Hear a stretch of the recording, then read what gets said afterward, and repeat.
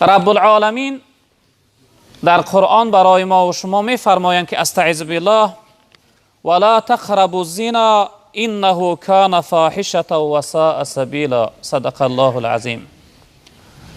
رب العالمین می فرمایند که قریبی نکنید به زنا، نزدیکی نکنید به زنا. مفسرین می فرمایند، میگن ببینید که خداوند در این آیت نگفت که زنا نکنه، بلکه خداوند ما را از قریبی کردن زنا منع داشت، نهی کرد. گفت ولا تقربوا الزنا، قریبی نزدیکی نکنه به زنا. برادران عزیز بزرگوار، آیا نزدیکی کردن به زنا چی هست؟ خداوند از چی چیز ما را منع داشته است؟ نزدیکی کردن به زنا نگاه کردن به سوی یک نامحرم است، به نیت بد، به نیت شهوت آمیز. قریبی کردن به زنا دست یک زن نامحرم قپیدن است. قریبی کردن به زنا با یک زن نامحرم صحبت کردن است، چی از نزدیک باشه چی به تلفن. اینها همه حرام هستند. از اینها خداوند ما را منع داشته است. قریبی نکنید، خداوند گفتن به زنا. انه کان فاحشه، زیرا اینکه این زنا، نزدیک کردن به زنا، این یک کاری فحش است، کاری بی آبروگی است. آخر شما را خار میگردانه، بی آبرو، بی حرمت و بی قدر میکنه، ذلیلتون میگردانه. و ساء سبیلا، این راه زنا راه انسانهای بد است، بدکار است. هر قومی که در اونها زنا پیدا شد، زنا در اوج شد، اون قوم خداوند هلاک کرد. ما در قرآن قصه یعنی حضرت لوط علیه السلام میخوانیم که از روی که در راه لواطگری و فحشا رفتن، خداوند شهر اونها را زیر و زبر کرد، چپه کرد، اونها را هلاک کرد. حتی در روایت پیغمبر بزرگوار گفتن که هر قومی که زنا و ربا در اونها پیدا شوه، یعنی عملی شوه، اونها غضب و عذاب خدا را به بالای خود قبول کردگی هستند. یعنی عذاب و غضب خدا را به بالای خود آوردگی هستند. جوان روز نزد پیغمبر بزرگوار صلی الله علیه و سلم آمد، گفت یا رسول الله، گفت بسیار شهوتی من بلند است، من خود را به دست قپیده نمیتوانم یا رسول الله، من زنا میکنم، من باید که زنا کنم، نمیتوانم خود را به دست گرفته. میگن شخصیت هایی که در اون حضور پیغمبر بزرگوار بودن خیلی ناراحت شدن از سخن این جوان. گفتن این بی آدابی این جوان ببین، بیروگی این جوان ببین، در نزد پیغمبر بزرگوار آمده، شرم نداشته، از خدا نترسیده، میگوید که من زنا میکنم. جناب پیغمبر میگه چیزی سخنی بد، سخنی دغل برای اون جوان نگفتن. تن جوان گفتن در نزد من بنشین. پیغمبر بزرگوار در نزد خودشان شیناندن اون جوانه. تن ای جوان، آیا مادر داری؟ تن نعم یا رسول الله. تن آره یا رسول الله، مادر دارم. پیغمبر بزرگوار گفتن میخواهی که یک شخصیت با مادر تو زنا کنه؟ این جوان گفتن والله یا رسول الله نمیخواهم، والله نمیخواهم که یک جوان با مادر من زنا کنه. پرسیدن گفتن دختر داری؟ خواهر داری؟ گفتن دارم یا رسول الله. گفتن میخواهی که یک شخصیت با خواهر شما زنا کنه؟ گفتن والله یا رسول الله نمیخواهم. گفتن خاله داری؟ گفت دارم. میخواهی یک شخصیت با خاله شما زنا کنه؟ گفت نمیخواهم. عمه داری؟ دارم. میخواهی شخصیتی با عمه شما زنا کنه؟ این جوان گفت والله نمیخواهم یا رسول الله. جناب پیغمبر صلی الله علیه و سلم وقتی که شما که نخواهی که یک شخصیت با مادرت، با خواهرت، با دخترت، با خاله و عمت زنا کنه، اون شخصیتی که تو با او زنا میکنی و مادر یک شخصیت است، اونم نمیخواه. او خواهر یک شخصیت است، دختر یک شخصیت است، اونم نمیخواه. اون خاله و عمه یک شخصیت است، اونم نمیخواه. یعنی برادری عزیز، جوانی محترمه که امروز راه زنا را اختیار کرده، اون دختر با او صحبت مینی، والله پدر و مادر او هم نمیخواهند که تو با او صحبت داشته باشی، برادری و هم یعنی نمیخواه که تو با او صحبت نامحرمه داشته باشی. این حرام است. متاسفانه امروز از بعض خواهرهای به ایمان هم شکایت هست. بعض خواهرهای خیانتگاره که یعنی در ملک شوهرشون خیانت میکنن، از اونها هم امروز شکایت زیاد است. شما خودتون شاهد هسته، دیگر در اینترنت ها پر شده است، شبها در خانه هم دیگر می‌درآیند. از روی بدبختی و بیروگی و بی ایمانی خواهرها در اون بستر و بالینه که یعنی همراهی شوهرش هم خوابگی میکرد، یک جوان نامحرمش رو دعوت میکنه. این چی بدبختی است که امروز در جامعه ما، در مسلمان و مسلمان زاده، ما نگوییم در مردمی بیگانه، این کار در مسلمان و مسلمان زاده پیدا شده است. خداوند از این کار حرام، از این کار بد ما را منع داشته است. رب العالمین این راه انسانهای بد است. در آیت دیگر خداوند مؤمنهای کامل وقتی وصف میکنه میفرماید که استعذ بالله والذین لا يدعون مع الله الها آخر ولا يقتلون النفس التي حرم الله الا بالحق ولا يزنون ومن يفعل ذلك يلقى اثاما. رب العالمین گفت مؤمنهای حقیقی در برابر پروردگار هیچ یگان چیزی را شریک نمیارند، یعنی در برابر خداوند دیگر اله و معبود قبول نمی کنند، فقط و فقط یگانه الله را عبادت و بندگی می کنند. و مؤمنهای کامل قتل نفس نمی کنند، آدم کشی نمی کنند، در فکر خون ریزاندن همدیگر نیستند. و مؤمنهای کامل زنا نمی کنند. رب العالمین گفتند ولا یزنون. مفسرین کرام یک قول دارند در این جمله، میگن ببینه زنا بچنان گناهی بزرگ و گناهی بدی هست که خداوند در برابر دو گناهی عظیم این زنا را آورده است. یکمش به خدا شریک آوردن یعنی کافر شدن، دویمش انسان کشتن. بچنان گناهی زنا گناهی بدی قبیح هست که بزرگ هست که خداوند در برابر دو چی گناهی بزرگ آورد زنا را. گفت زنا نمی کنند. اما اگر زنا کنند پروردگار چی گفت؟ و من یفعل ذلک یلقا اثاما. هر شخصیتی که این سه عملی قبیح و بد انجام داد، کافر شد، به خدا شریک آورد، انسان کشت و زنا کرد، خداوند بزرگوار این شخصیت در اثامه یعنی در سختترین عذاب آخرت گرفتار و مبتلا میگردانه. سختترین عذاب دوزخ به بالای این شخصیت میاره. انسانی که یعنی این سه گناهی بزرگ انجام داد. یضاعف لهم العذاب یوم القیامه. خداوند عذاب این سه گروهی مردم دو چندی یعنی دوزختی ها دو برابر زیادتر از عذاب دوزختی ها این گروهی مردم خداوند عذاب میکرده است.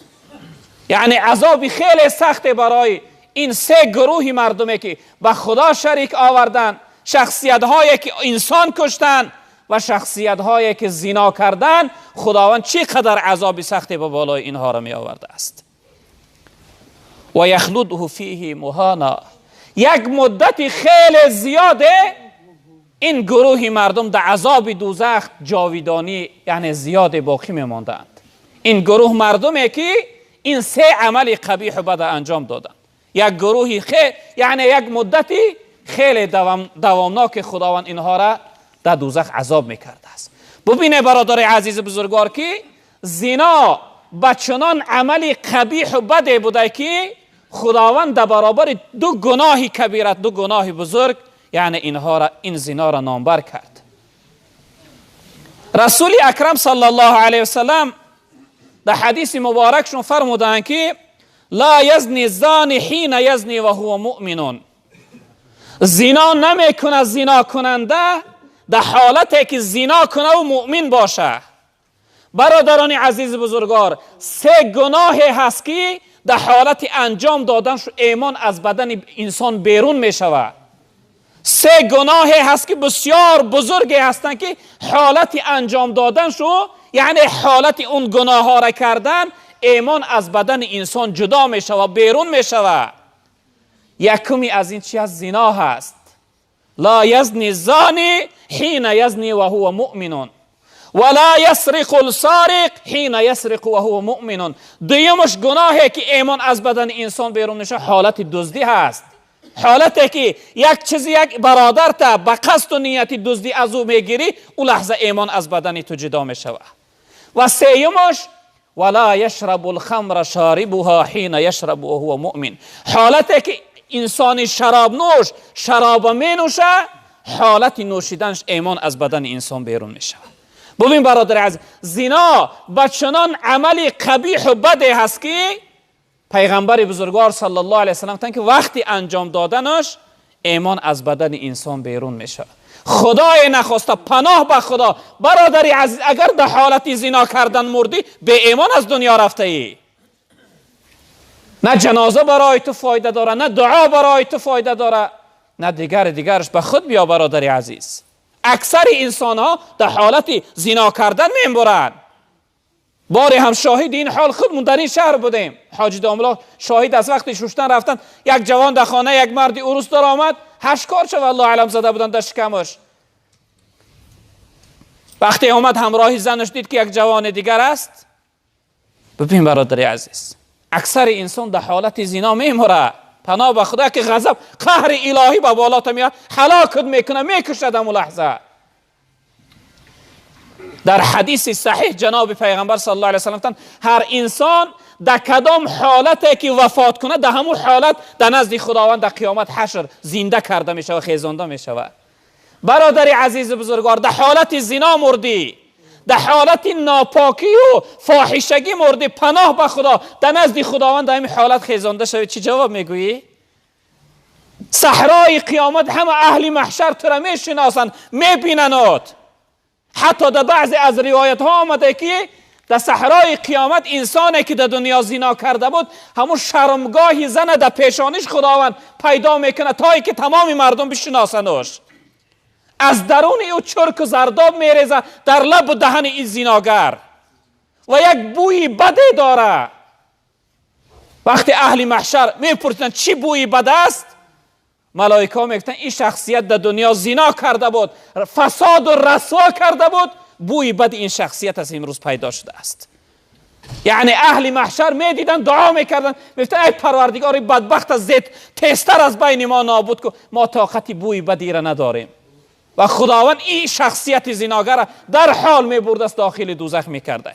یکم شخصیت، در بعض روایت ها گفتن یکمین شخصیتی که از اهل محشر داخل دوزخ میشه انسان زناگر است. به همین خاطر برادر عزیز، جوانهای محترم، به خود بیایید.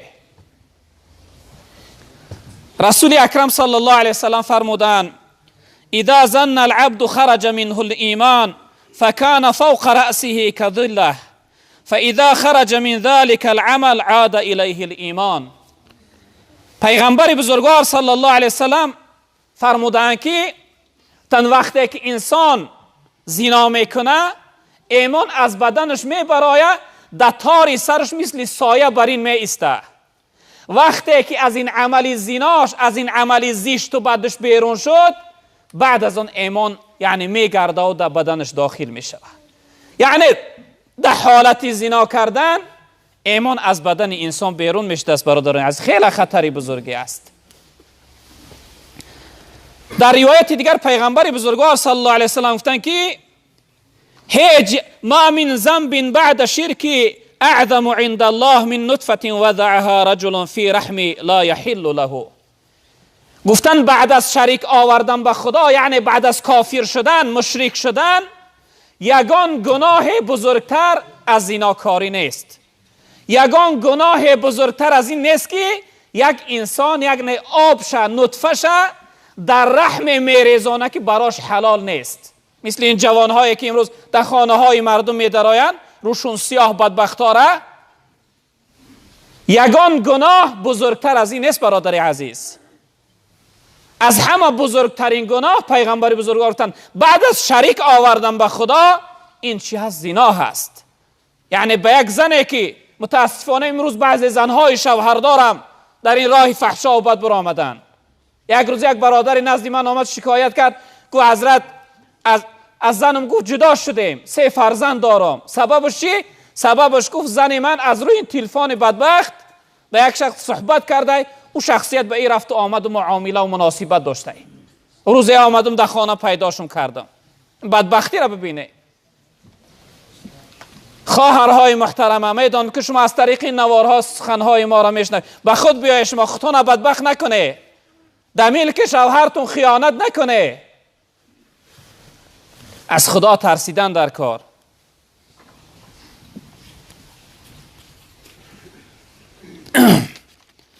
پیغمبر بزرگوار صلی الله علیه وسلم سه گروه مردم بسیار وعیدی سختی براشون گفتن ثلاث لا یکلمهم الله یوم القیامه. سه گروه مردمی هست که خداوند با این سه گروه مردم در روز قیامت صحبت نمیکنه. چقدر صحبت نمیکنه؟ انسان گناهگار میخواهد در قیامت نزد خدا عذر بیاره، بخشش بپرسه، بگه پروردگار من ندانستم، نفهمیدم، از بیسوادیم بود، از جاهلیم بود، میخواست از عذر بیاره تا اینکه خدا رحم کنه به حالش. اما خداوند نمیخواست است به این جمله مردم صحبت کردن، نمیخواست است که سخنهای اینها را بشنوه. لا یکلمهم الله یوم القیامه ولا یزکیهم. گناهی این سه گروهی مردم خداوند نمیبخشیده است. برادری بزرگوار، جناب پیغمبر صلی الله علیه وسلم در یک روایت صحیح گفتن که خداوند 100 رحمت داره، یک رحمت در دنیا تقسیم کرده است، 99 تاش به قیامت برای گناهگارهای یعنی بنده هاش گذاشته است. اما رب العالمین نمیخواسته است که به این سه گروهی مردم صحبت کنه و گناهی سه گروه نمیبخشیده است. یعنی از او 99 رحمت آخرت پروردگار محروم و بینصیب از زناگر. ولا ینظر الیهم. به حال این سه شخصیت نظری رحمت نمیکرده خداوند، نمیخواست است ببینشون. برادری عزیز بزرگوار، خیلی وعیدهای سخت. یک بار فکر کن، خدا نمیخواه با تو صحبت کنه، خداوند گناهات نمیبخشه و خداوند نمیخواست است که ببیند. چی نوعی که امروز در دنیا یک کس بد میبینی، یک کس بد میبینی، نمیخواهی که ببینیش ناراحت میشه، در حال قوقات یعنی میگیرانی. رب العالمین هم نمیخواست از در قیامت ببینه اینها را. ولهم عذاب علیم. برای این سه گروه مردم سختترین عذاب خداوند عذاب میداده است. عذاب خدا سخت است برادره. فکر نکن عذاب خدا، عذاب آخرت مثل عذاب دنیا هست. عذاب دنیا به قدر طاقت انسان است، عذاب آخرت از طاقت بیرون است برادر عزیز. رفته رفته زیاد شدن میگیره. عذاب آخرت در یک حالتی نیست که با او عادت کنی، اینس بگیری. عذاب آخرت خیلی است. جناب پیغمبر در یک حدیث گفتن که آتش های دنیا بیرون سوز هستند، اما آتش آخرت درون سوز است. چی نوع بیرون سوز و درون سوز؟ آتش دنیا وقتی در بدنت برسه، ابتدا پوست می سوزانه، بعد از آن گوشت می سوزانه، بعد از آن در استخوان می رسه. اما آتش دوزخ وقتی در بدن رسید، ابتدا استخوان خاکستر می گردانه. و چنان آتش سختی است که ابتدا استخوان یعنی درون به درون را می سوزانه، بعد از آن گوشت و بعد از آن پوسته. خداوند به این سه گروهی مردم سختترین عذاب و براشون عذاب می داده. کیان اینا برادران عزیز؟ یکمی از اونها شیخ زانین، انسان کلانسال زناگر. متاسفانه امروز در جامعه ما هستن. بعضی انسان ها موش و سفید شده است، بعضی انسان ها سالشو به جای رسیده است، به جای نصیحتگر جوان ها باشن. با میفهمیم که بی نکاح و بعضی این زنهای بیگانه زندگی دارن. نعوذ بالله، پناه به خدا. بعضی شخصیت هایی که عمرشو به جای رسیده، به تعبیر مولانا میگه مویم که سفید دلم سیاه است هنوز، میل دل من با گناه است هنوز. گفتم که به دل توبه آغاز کنم، وقتی بدی من گفتا پگاه است هنوز. خودشان فن دارم والله. میگه پگاه توبه میکنم، اما بعد یه روز میگن دیلش زد بره حاجی فرهاد بره بشوش. بعد میرای خونه بیوش مردش میبراره با مارگه میبره. پناه به خدا ای چنین شخصیت ها. خیلی اشیار بودن در کار. انسان کلانسال سال رفته که در راه زنا هست، این شخصیت خداوند به حالش رحم، گناهش نمیبخشیده. جوان شاید عذرش بگن جوان بود، یعنی غرور جوانیش بود، عقلش نمیره. اما کلانسال تو چی بلا داشتی در راه بودی؟ خیلی جوابی سختی داره. و دیگرش ملیکون کذاب و عائل مستکبر، انسانی سردار و کلانتری دروغگو. دویم جملهش کلانتری که فقط در جمعیت خیانت میکنه، فریب میکنه، در فکری ضرر و زیانی مردم است. مقصد از کلانتریش خدمتگاری نیست، خیانتکاری است. و سیمش انسانی کمبغل و ناداری تکبر. این سه گروهی مردم خداوند سختترین عذاب به بالاشون می آورده است. جناب پیغمبر صلی الله علیه وسلم در روایت دیگر گفتن که ایاکم و الزنا، تن ای مردم از زناکاری خودداری کنه، خود را نگه بداره. فإن فیه ست خصال، زیرا اینکه در زناکاری 6 ضرر است. هر انسانی که زناکار است از زناکاری 6 ضرر میکنه. ثلاثا فی الدنیا و ثلاثا فی الاخره، 3 ضررش ضرر دنیوی است و 3 ضررش ضرر آخرتی است. برادران از اینها ضرر اندک نیستند. خوب اهمیت بده. اون ضررهایی که ضررهای دنیایش هم پیغمبر بزرگوار گفتن فذهاب البها، انسانی که یعنی که زناگار است خداوند او را چقدر بیقدر میگردانه، چهره او را به نور میگردانه، او را در نظر مردم بسیار بد مینماید، یعنی بدنمایان میکنه خداوند. انسان زناگر چهره نورانی نداره، خوب نداره. چون که گفتیم عزیزای خدا گفتن که انسان زناگر اگر همه بحرهای دنیا را در بدنش بریزی او از جنابت پاکیزه نمیشه، فقط توبه او را پاکیزه میکنه. یکم ضرری که انسان زناگر میکرده است در این دنیا، خداوند از چهره او نور دور میکرده است، روی او را بسیار بد میگردانده است. و دویمش و دوام الفقر، انسان زناگر خداوند دوامناک یعنی کمبغلی و خاری و ناداری را در حیاتش می آورده است. انسان زناگر آسوده نمیشه، بای نمیشه و دارنده نمیشه. و آخرش و قصر العمر، خداوند عمر انسان زناگر کوتاه میکرده است، رشته عمرش کوتاه میکرده است، یعنی عمر زیاد نمیپینه. اما اون 3 ضرری که آخرتی هست، پیغمبر بزرگوار صلی الله علیه وسلم گفتن که فسخط الله، یکم ضررش غضب پروردگار خداوند در بالای انسان زناگر در قیامت غضبناک بوده است. یعنی ضرری که انسان زناگر از زنای کردگیش میکرده است، خداوند در بالای انسان زناگر غضبناک بوده است. و سوء الحساب، خداوند بدترین و سختترین حساب از انسان زناگر محاسبه میکرده، حساب میگرفته. یعنی انسان زناگر خداوند سختترین حساب میگرفته. و دخول النار، و آخرین ضرر آخرتش خداوند انسان زناگر داخل دوزخ میگردانده است، یعنی دوزخی جهنمی میگردانده انسان زناگر. و این خاطر پناه به خدا ما و شما باید که از این عملهای بد خودداری کنیم، خود را نگه کنیم. برادران عزیز بزرگوار،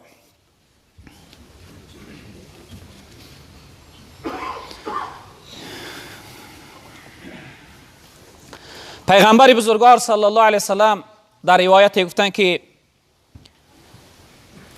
من زنا زنی بهی، گفتن هر شخصیتی که زنا کرد در اهل او زنا کرده می شود. یک مقاله تاجیکی هم دادی، در کسی را زدی در میزنن. پیغمبر بزرگوار گفتن که هر انسانی که زنا کرد حتما در اهل او زنا کرده می شود.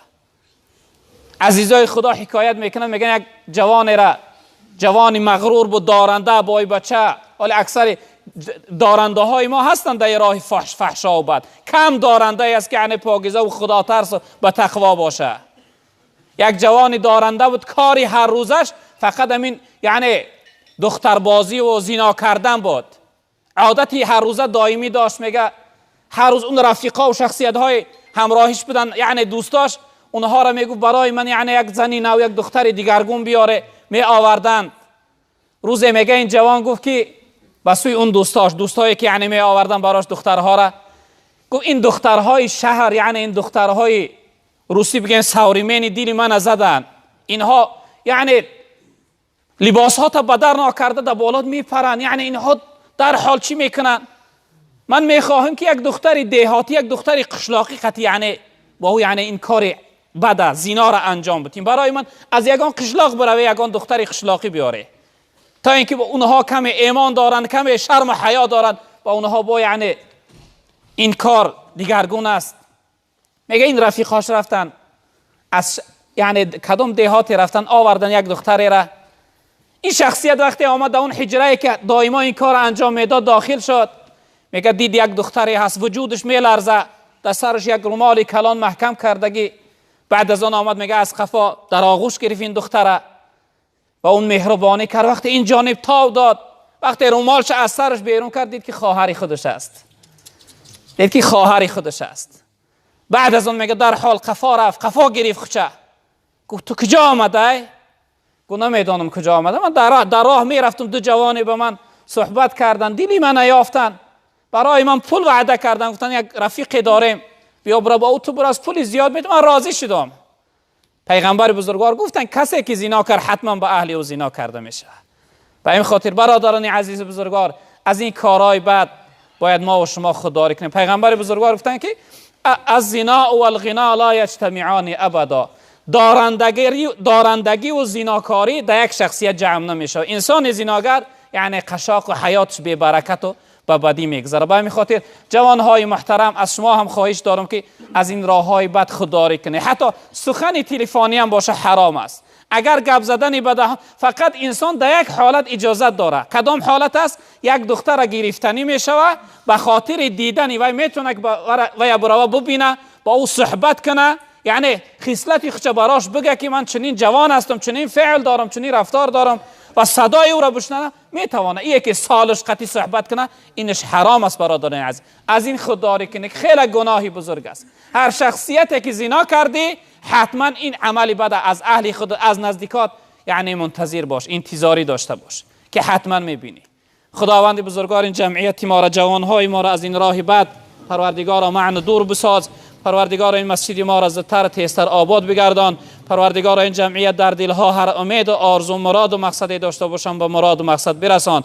پروردگارا در کسب کار حلال این جمعیت برکت ها عطا بفرما. پروردگارا مشکلی های دینی و دنیوی ما را آسان بگردان. پروردگارا به فرزندای ما را فرزندی صالح عطا بفرما. محبوسا و زندانیامون آزادی نصیب بگردان. پروردگارا طالب علم هامون علم نافع و مفید نصیب بگردان. زنها و مادرها و خواهرهامون در پرده حیای خودت مستور بگردان. پروردگارا بار اله این جمعیت در دلها هر امید و آرزو مراد و مقصد داشته باشند به مراد و مقصد برسان.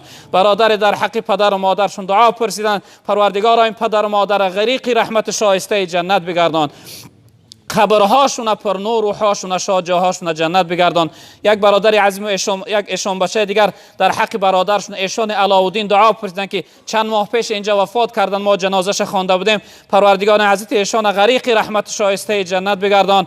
قبرش پر نور، روحش شاد، جاش جنت بگردان. پروردگارا قبرش باغ از باغهای جنت بگردان. پروردگارا در برابر این مصیبت برای اهل بیت صبر جمیل ثواب بزرگ نصیب بفرما. پروردگارا هر چیزی که رضای خود است برای ما نصیب بگردان. از قهر غضب ما را در حفظ امان نگه بدار. پروردگارا خاتمه ما به خیر بگردان. و صلی الله تعالی